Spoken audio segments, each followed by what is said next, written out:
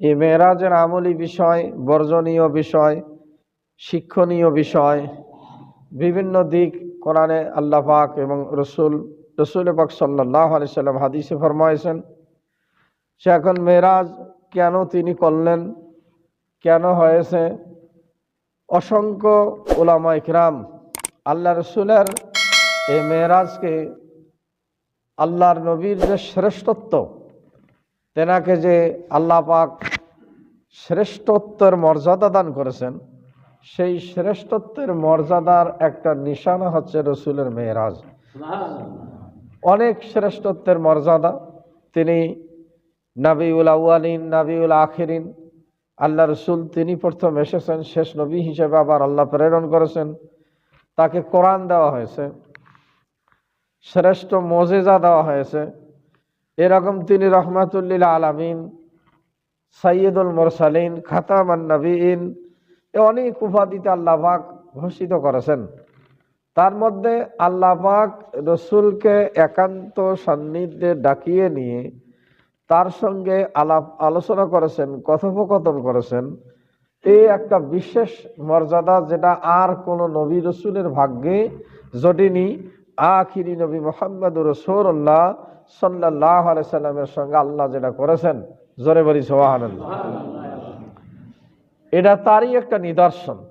এই মেরাজের অন্তত 20 জন সাহাবী থাকে এবং অসংখ্য মোতাওয়াতের অকাট্য দলিল দ্বারা আল্লাহর নবীর এই মেরাজ প্রমাণিত, কোরআন এবং হাদিস দ্বারা। এই জন্য ইমানের আল মেরাজ হাক্কন, ইমানের অধ্যায় এসেছে, আকীদার অধ্যায় এসেছে, আল্লাহ রসুলের মেরাজ সত্য। কেউ যদি এই মেরাজকে অস্বীকার করে, তার ইমান থাকবে না। জোরে বলি নাউজুবিল্লাহ।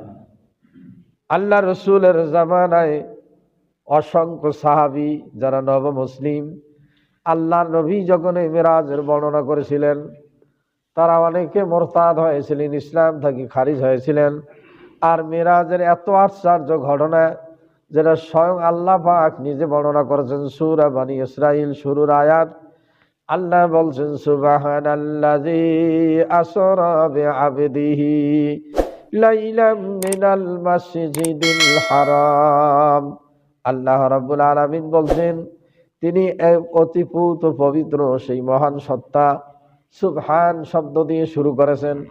যে সুবহান শব্দ আমরা পড়ি, সুবহানাল্লাহ পড়ি আশ্চর্য বিষয়ে, সে আশ্চর্য বিষয়ের কথা আল্লাহ পাক স্বয়ং তিনি নিজেই এ শব্দ দিয়ে শুরু করেছেন। সুবহানাল্লাযী, সেই মহান পবিত্র পূত পবিত্র মহান সত্তা, আল্লাযী আসরা বিআবদিহি, যিনি ভ্রমণ করাইছেন তার বান্দাকে, লাইলাম মিনাল মাসজিদিল হারামি ইলাল মাসজিদিল আকসা, রাত্রিবেলায় ভ্রমণ করাইছেন মসজিদুল হারাম থেকে মসজিদুল আকসা পর্যন্ত। আল্লাযী বারাকনা হাওলাহু, যার চতুর্পার্শ্ব ছিল অতিশয় বরকতময়, লিনুরিয়াহু মিন আয়াতিনা, এবং আল্লাহ রাব্বুল আলামিনের অসংখ্য কুদরত তাকে পরিদর্শন করাইছিলেন, দেখাইছিলেন। ইন্নাহু হুয়াস সামিউল বাসীর, আর নিশ্চয়ই তিনি হচ্ছেন অধিক শ্রবণকারী এবং অধিক দেখনেওয়ালা, পর্যবেক্ষণকারী। জোরে বলি সুবহানাল্লাহ।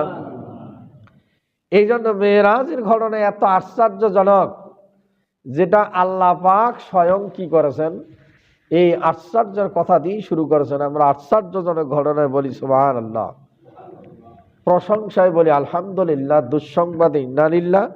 এরকম আশ্চর্যের ঘটনায় আল্লাহ পাক নিজে বলছেন।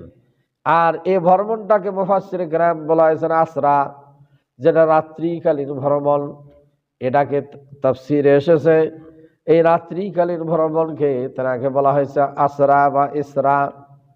এই রাত্রিকালীন, দিনের মধ্যে নয়, রাত্রিকালীন ভ্রমণকে তেনাকে করে থেকে নিয়ে গেছেন মসজিদুল আকসা থেকে, মসজিদুল হারাম থেকে মসজিদুল আকসা। এই আয়াতের ব্যাখ্যা মুফাসসিরে কেরাম বুঝাইছেন, আল্লাহ নবী সামান্য সময় মেরাজ করেছেন। এই লাইলান একটা নাকেরা শব্দ, অনির্দিষ্ট শব্দ, ইনডেফিনিট, যে শব্দটি বর্ণনা করা হয়েছে, এই ইনডেফিনিট শব্দ দিয়ে, নাকেরা শব্দ দিয়ে, অনির্দিষ্ট শব্দ দিয়ে একটা সামান্য সময় রাতের বোঝানো হয়েছে। ওয়াক্তান কালিলান, ওয়াক্তান খাসসান, মুফাসসিরে কেরাম বলছেন এটা সামান্য সময়, অতি অল্প সময় আল্লাহ পাক তাকে রাত্রিকালীন ভ্রমণ করাইছেন মসজিদুল হারাম থেকে মসজিদুল আকসা। আল্লাহ পাকের অসংখ্য রহমত চতুর্পাশে ঘেরা ছিল। আল্লাহ পাক তার বান্দাকে এই তার অসংখ্য নিয়ামত রাজি পরিদর্শনের জন্য।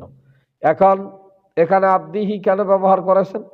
যে রসুলের শব্দের সে এই আব্দিহি আল্লাহ নবীকে যখন ডাইরেক্ট আল্লাহ পাক সম্বোধন করেছেন, এটা তার মর্যাদার পূর্ণ একটা এবং আদরের ডাক, এবং আল্লাহর নবীর মর্যাদার সামনে আল্লাহ পাক স্বয়ং আব্দিহি বলছেন।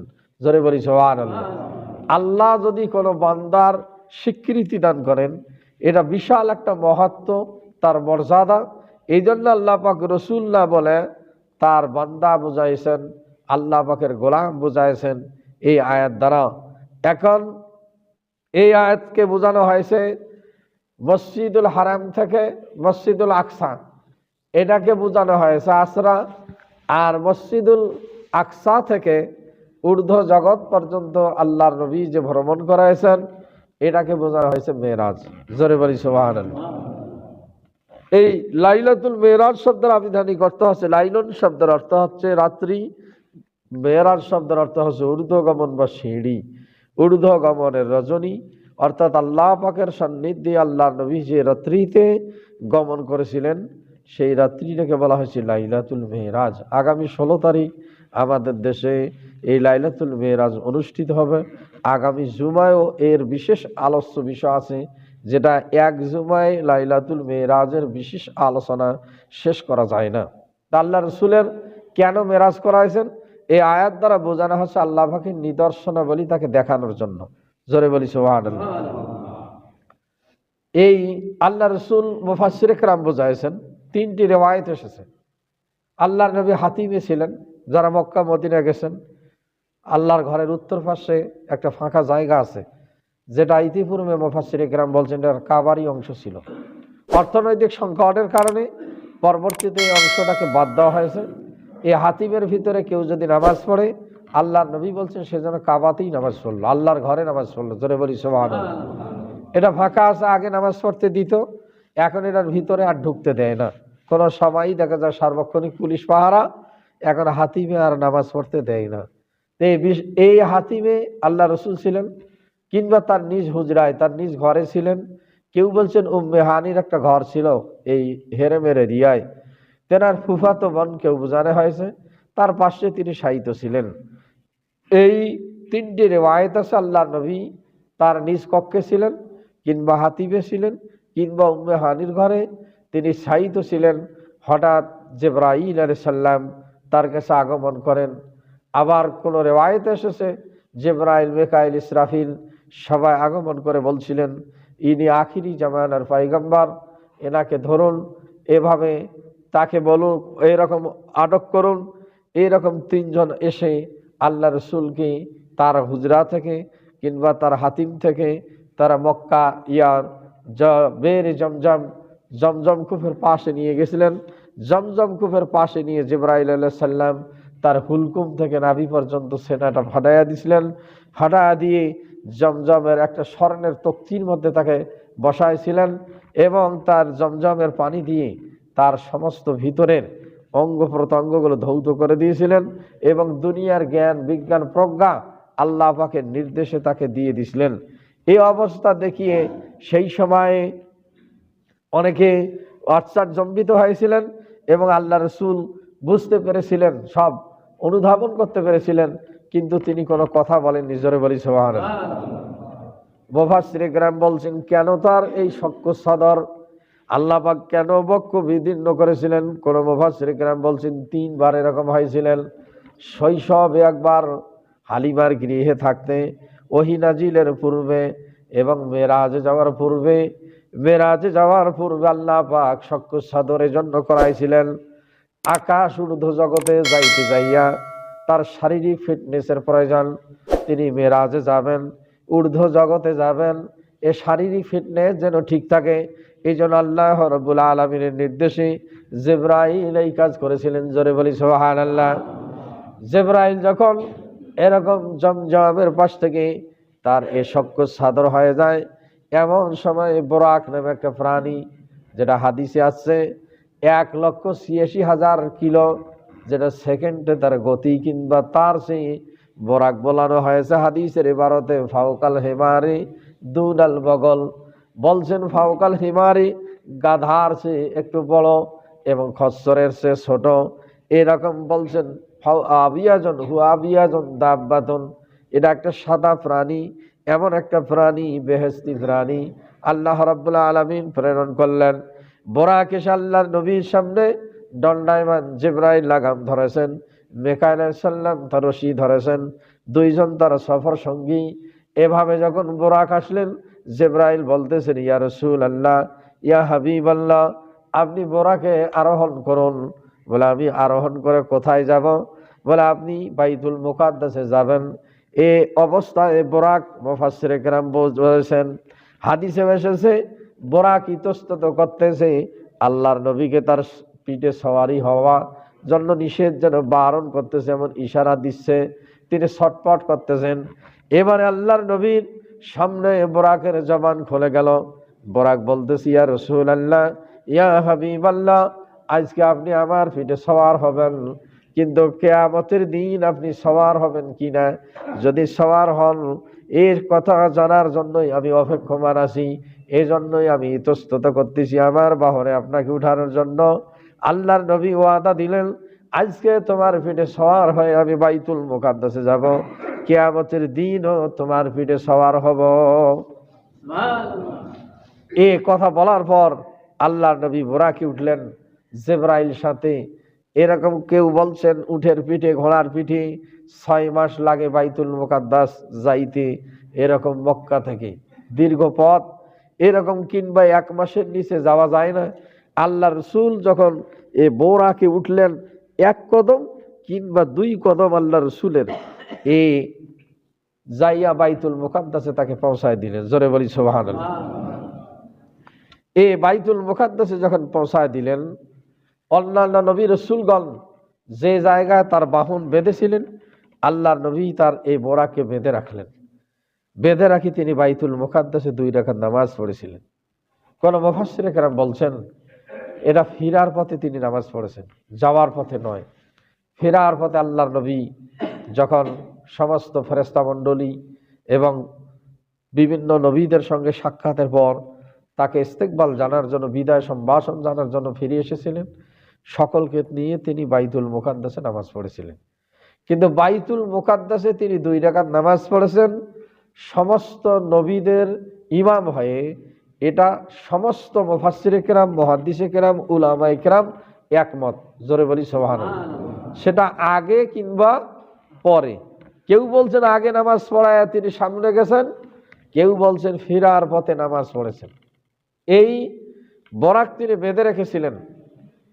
এই মেরাজের সত্যতা একজন অমুসলিম হিরাক্লিয়াসের কাছে চিঠি লিখছিলেন। সেই সময় আল্লাহর নবী যখন মেরাজের বর্ণনা করেন, সেই মেরাজকে অনেকে অস্বীকার করছিলেন।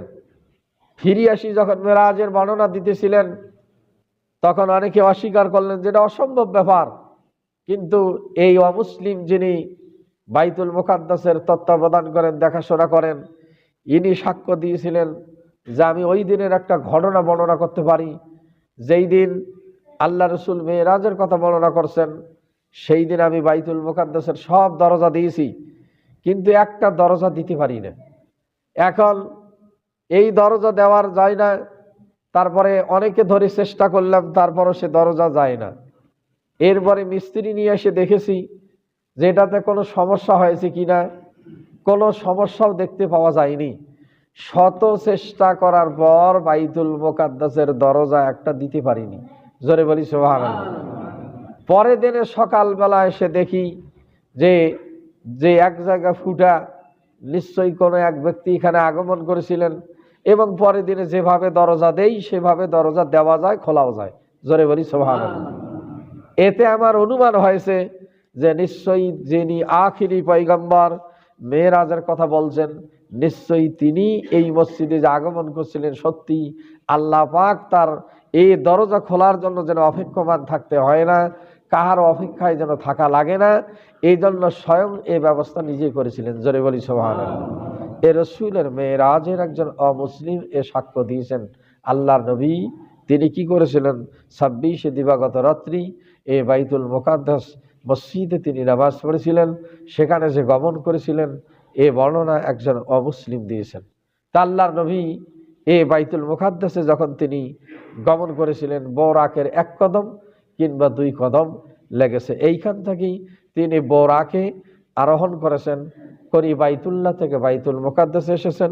এইটাকে কোরআনে বলা হয় আসরা, রাত্রিকালীন ভ্রমণ। এই বাইতুল মুকাদ্দাস থেকে এরপরে 7ম আসমান পর্যন্ত, আরশে আজিম পর্যন্ত আল্লাহর নবী যে ভ্রমণগুলো করেছিলেন এইগুলোকে অনেকে বলছেন আসরা। তবে এই বাইতুল মুকাদ্দাস থেকে তিনি বাইতুল্লাহ থেকে বাইতুল মুকাদ্দাসে যাওয়ার পথে জিবরাইল আলাইহিস সালাম বলছেন, আল্লাহর নবী যখন এরকম তিনি বোরাকের মধ্যে আরোহণ করতেছেন, এমন সময় তার ডান দিক থেকে এক ব্যক্তি ডাক দিলেন, এক ব্যক্তি বাম দিক থেকে ডাক দিলেন। ডান দিক থেকে যখন ডাক দিলেন, জিবরাইল সফর সঙ্গী জিবরাইল বলতেছেন, ইয়া রাসূলুল্লাহ, আপনি তার কথা সাড়া দিবেন না, আপনি থামবেন না, আমরা গন্তব্যস্থলে যাইয়া থামব। আবার বাম দিক থেকে যখন একজন ডাক দিলেন, আল্লাহর নবী সেখানেও জিবরাইল নিষেধ করলেন, আপনি তার কথা সাড়া দিবেন না, থামবেন না। এরপরে একজন সুন্দরী মহিলা, সুন্দর বেশভূষা সজ্জিত অবস্থা আল্লাহ রসুলকে ডাক দিয়েছেন, ইয়া সাইয়্যিদুল মুরসালিন, হে আখিরি জামানার পয়গম্বর, আপনি কোথায় চলছেন, একটু অপেক্ষা করুন। জিবরাইল বলছেন, ইয়া রাসূলুল্লাহ, আপনি তার কথায় সাড়া দিবেন না, এখন থামা যাবে না। যখন তিনি এরকম বাইতুল মুকাদ্দাসে অবতরণ করেন, আল্লাহর নবীকে আল্লাহর নবী জিজ্ঞাসাবাদ করেন জিবরাইলকে, ইয়া আখি জিবরাইল, ও ভাই জিবরাইল, এই যে 3 জন আমারে ডাকলেন আর আপনি আমারে থামতে দিলেন না কেন? বলে, ইয়া রাসূলুল্লাহ, যারা বাম দিক থেকে দেখেছিল একজন ইহুদি ছিল, আপনি যদি তার ডাকে সাড়া দিতেন তাহলে আপনার উম্মতেরা ইহুদি হইয়া যাইত। জোরে বলি নাউজুবিল্লাহ। যে ব্যক্তি ডান দিক থেকে ডাক দিয়েছিলেন এ ছিল খ্রিস্টান, আপনি তার কথা সাড়া দিলে আপনার উম্মতেরা খ্রিস্টান হয়ে যেত। বলে, মহিলাটা কেন আমাকে ডাকলেন? বলে, এ ছিল দুনিয়া, যদি আপনি এরকম ওই মহিলার ডাকে সাড়া দিয়ে থামতেন তাহলে আপনার উম্মতেরা সকলে দুনিয়াদার হয়ে যেত। জোরে বলি নাউজুবিল্লাহ। এই জন্য আল্লাহ রসুল বলছেন, কিয়ামত পর্যন্ত আমার উম্মত থাকবে, সবাই কি হবে না, অমুসলিমদের অনুসরণ করবে না। কিয়ামত পর্যন্ত একদল থাকবে আল্লাহওয়ালা, এরা দুনিয়াদার হবে না। জোরে বলি সুবহানাল্লাহ। এরপরে জিবরাইল 2টা পেয়ালা নিয়ে এসেছিলেন, একটা মধুর পেয়ালা, একটা দুধের পেয়ালা। আল্লাহর নবী দুধের পেয়ালা পান করছিলেন।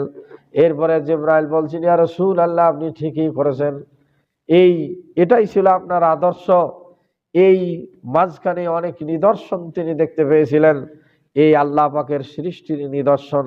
এই জন্য আল্লাহ পাক নিজেই বলছেন, লিনুরিয়াহু মিন আয়াতিনা, আমি আমার অনেক নিদর্শনাবলী তাকে দেখাইছি। এই বাইতুল মুকাদ্দাস থেকে আল্লাহর নবীর কাছে এরপরে ঊর্ধ্ব জগতে উঠানোর জন্য একটা সিঁড়ি এসেছিলেন। এই সিঁড়িকে বলা হয়েছে লিফট, লিফটের মতো। এটাকেই বলছেন কেউ এই সিঁড়ি বয়ে যেটা উঠা, এখান থেকে তিনি ঊর্ধ্ব জগতে উঠছিলেন, এটাকে বলছেন মেরাজ। এই ঊর্ধ্ব জগতে তিনি যাবেন। এখন তার শারীরিক ফিটনেস, এই জন্য শক্য সাদর আল্লাহ পাক জমজমের কূপের পানি দিয়ে ধোয়াইছেন। জিবরাইল এখন তার সফর সঙ্গী। এবারে জিবরাইল সাথে চলছেন। এই জিবরাইল নিয়ে তিনি প্রথম আসমানে উঠেন। প্রত্যেকটা আসমানের একটা করে নাম আছে। কেউ বলছেন রুবায়াত, এই প্রথম আসমানের নাম। এইভাবে প্রথম আসমানে আল্লাহ রসুল উঠলেন।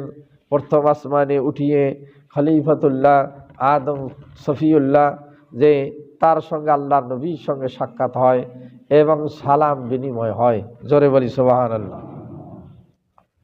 এবং জিবরাইল আলাইহিস সালাম তার সঙ্গে পরিচয় করে দেন, ইনি আখিরি জামানার পয়গম্বর এবং একজন ফেরেশতা থাকেন আসমানে নিয়ন্ত্রণকারী। তেনাকে বলেন যে আপনি দরজা খুলুন, আখিরি জামানার পয়গম্বর আমার সঙ্গে, তিনি এখন ঊর্ধ্ব জগতে যাবেন। এভাবে মুফাসসিরে কেরাম বুঝাইছেন, একটা আসমান থেকে আর একটা আসমানের দূরত্ব ছিল 500 বছরের রাস্তা। আর আল্লাহর নবী এটা কেমনে পার হন, কিভাবে যান, এটা আশ্চর্যের বিষয়। কিন্তু এটা আজকের বিজ্ঞানের যুগে এটা আশ্চর্যের বিষয় নয়। জোরে বলি সুবহানাল্লাহ। এবং আল্লাহ পাক কোন দিক দিয়ে তাকে নিয়ে যেতে হবে এটা জিবরাইলকে জানিয়ে দিয়েছেন, যে ঊর্ধ্ব জগতে আলোক রশ্মি আছে, বা এরকম শীত গ্রীষ্ম বা ঠান্ডা তাপ দুই বিষয় আছে। কিভাবে একটা মানুষ ঊর্ধ্ব জগতে যাইতে পারে এটা আল্লাহ পাক কোন রেওয়ায়েতে আল্লাহ রাসূল বলছেন যে বেহেশতি পোশাক তাকে পরানো হয়েছিল। এবং ঊর্ধ্ব জগতে গেলে চাঁদের দেশে যেমন গেলে অদ্ভুত পোশাকের প্রয়োজন হয়, যেটা দেখেছেন নীল আর্মস্ট্রং, মাইকেল কলিন্স বা বিভিন্ন জন বিভিন্নভাবে যাবত 16 বার গেল, আবার বোধহয় 20 বারের কাছে যাচ্ছে, আবার অনেক দেশ প্রস্তুতি নিচ্ছে। এইরকম অদ্ভুত পোশাকের প্রয়োজন, অক্সিজেন প্রয়োজন, বিভিন্ন প্রয়োজন। এটা আল্লাহর নবীর এই ফিটনেস জিবরাইল নিজে করে দিয়েছিলেন। জোরে বলি সুবহানাল্লাহ। এই জন্য কোনো আলোর গতি অথবা কোনো শীত ও তাপ আল্লাহর নবীকে স্পর্শ করতে পারেনি, জিবরাইল যে পাশে নিয়ে যায়। অথবা আল্লাহ পাক জানায় দিয়েছেন কোন দিক দিয়ে গেলে আমার রসুলের কোনো বিঘ্নতা ঘটবে না, কোনো সমস্যা হবে না, জিবরাইল তুমি সেইভাবে নিয়ে আসো। জোরে বলি সুবহানাল্লাহ।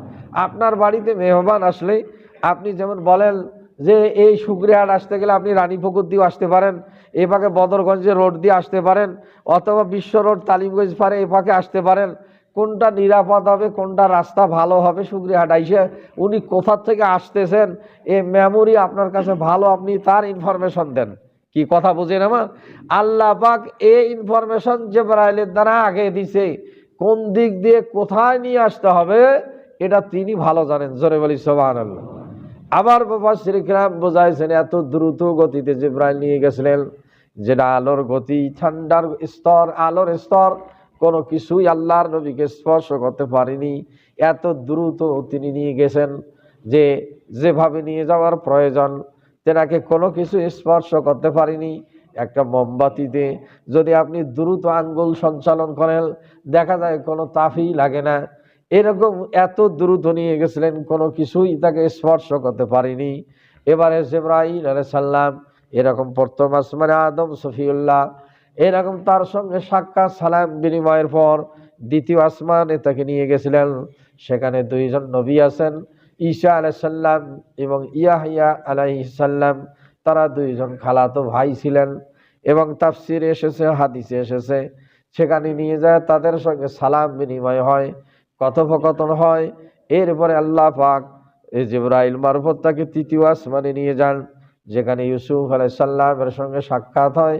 কোন মুফাসসির কিরাম বুঝাইছেন যে পৃথিবীর অর্ধেক সৌন্দর্য আল্লাহ রাব্বুল আলামিন ইউসুফ আলাইহিস সালামকে দিয়েছিলেন।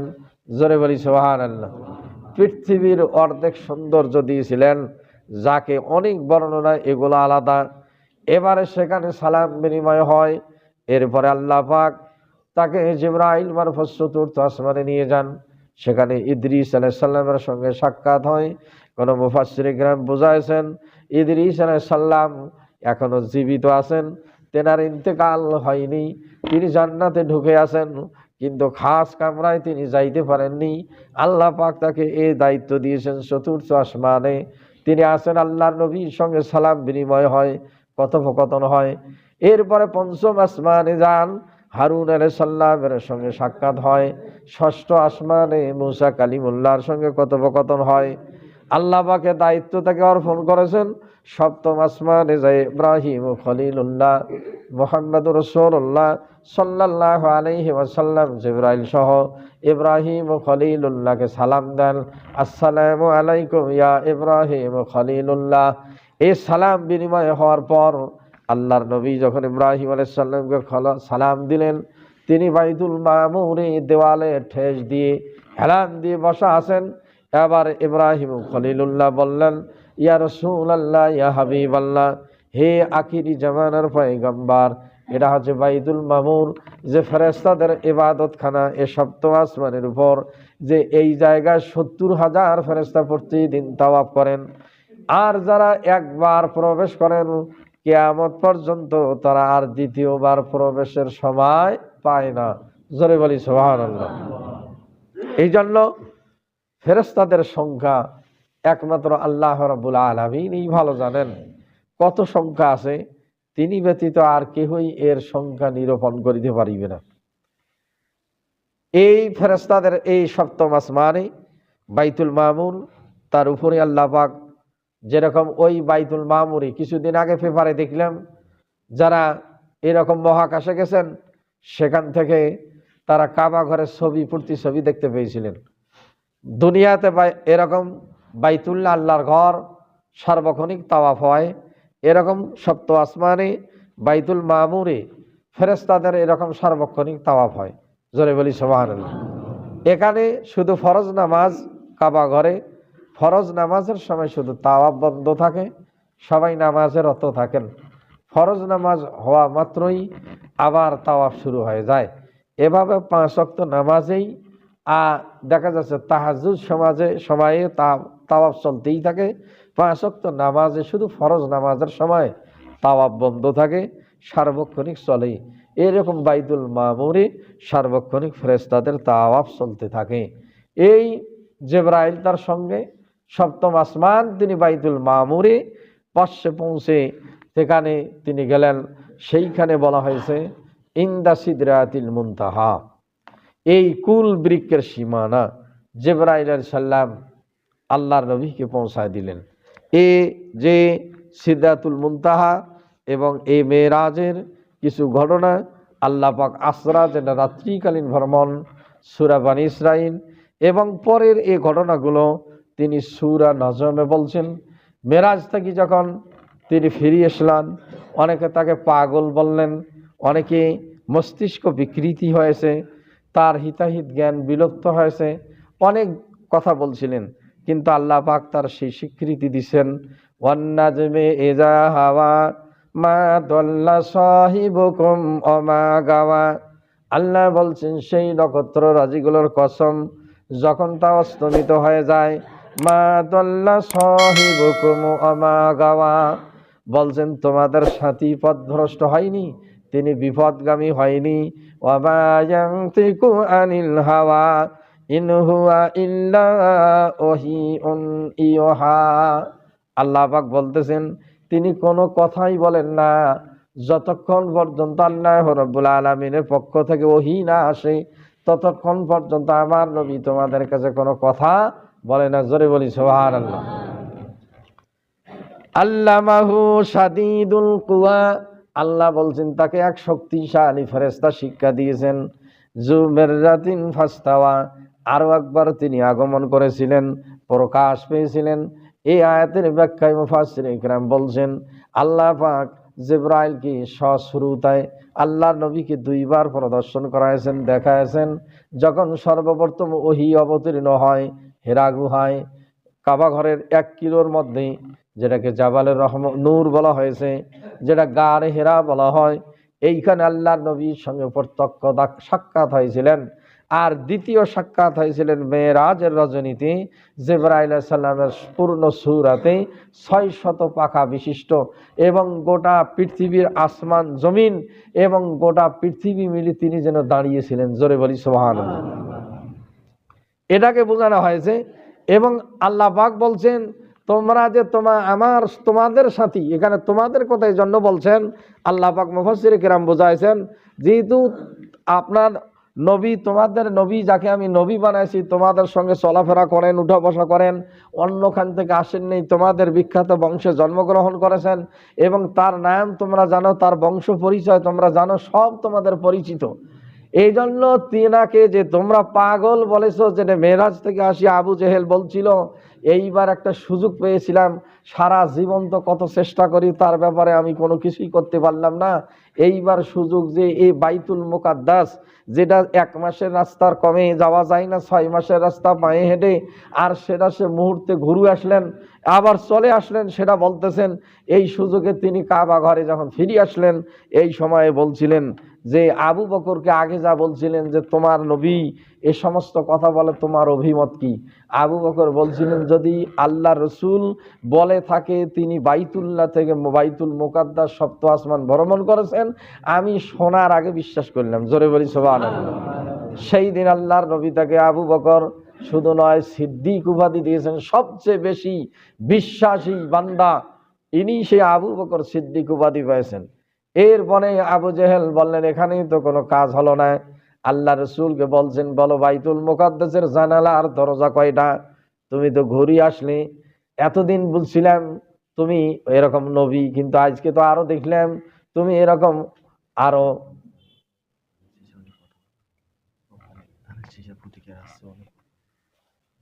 এরকম আর তো পাগল দেখি নাই।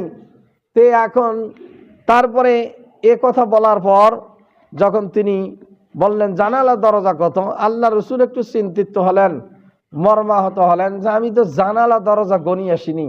আল্লাহ পাক বলছে, জিবরাইল তুমি তাড়াতাড়ি যাও, আমার রসুলের সামনে জানালা দরজা কয়টা তুমি গোটা বাইতুল মুকাদ্দাস ভেসে ধরো। জোরে বলি সুবহানাল্লাহ। আল্লাহর নবী সব জানালা দরজা দেখি দেখি গনে গনে বলে দিলেন। যখন সঠিক অ্যান্সার হয়েছেন, আবু জেহেল কিং কর্তব্য বিমূঢ় হয়ে গেলেন, যে অ্যান্সার তো সব ঠিক। এই জন্য আল্লাহ রসুলকে পাগল বলছিলেন। আল্লাহ বলছেন, না, আমার তোমাদের সাথী আমার নবী পাগল নয়, ইনাকে আমি কি করেছি, ওয়াহুয়া বিল উফুকিল আলা, ঊর্ধ্ব জগতে আমি গমন করাইছি, সুম্মা দানা ফাতাদাল্লা, এবং এত কাছে নিয়ে এসেছি যে বর্ণনা বলছেন ফাকানা কাবা কাউসাইনি আও আদনা, ধনুক যেরকম থাকে, ধনুকের যেমন একটা কাঠ বা একটা কাবারি থাকে, এই দুই সুতা যেমন এত ব্যবধান থাকে, আমার নবীকে আমি তার সে কাছে নিয়ে এসেছি। জোরে বলি সুবহানাল্লাহ। কাবা কাউসাইনি আও আদনা ফাআওহা ইলা আবদিহি মা ওয়াহা মা কাযাবাল ফুআদু মা রাআ, বলতেছেন যে সেই দিন তার কাছে আল্লাহ পাক ওহী প্রেরণ করেছিলেন এবং তার অন্তঃকরণ সেই দিন যা দেখেছে সেটা কখনো মিথ্যা নয়। জোরে বলি সুবহানাল্লাহ।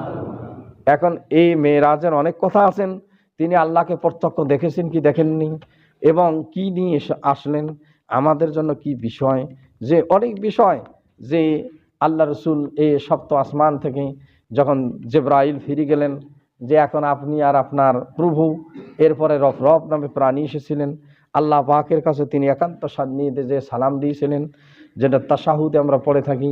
আগামী জুমায় এর আলোচনা আছে, এবং 14 দফা রাষ্ট্রনীতি, ইসলামী রাষ্ট্র কিভাবে চলবে, সমাজ কিভাবে চলবে, মানুষ কিভাবে তার দৈনন্দিন জীবন অতিবাহিত করবে, পরকালীন মুক্তি কি দিয়ে হবে, বিভিন্ন বিষয় আল্লাহ পাক এই মেরাজে আল্লাহ রসুলকে জানায় দিয়েছিলেন।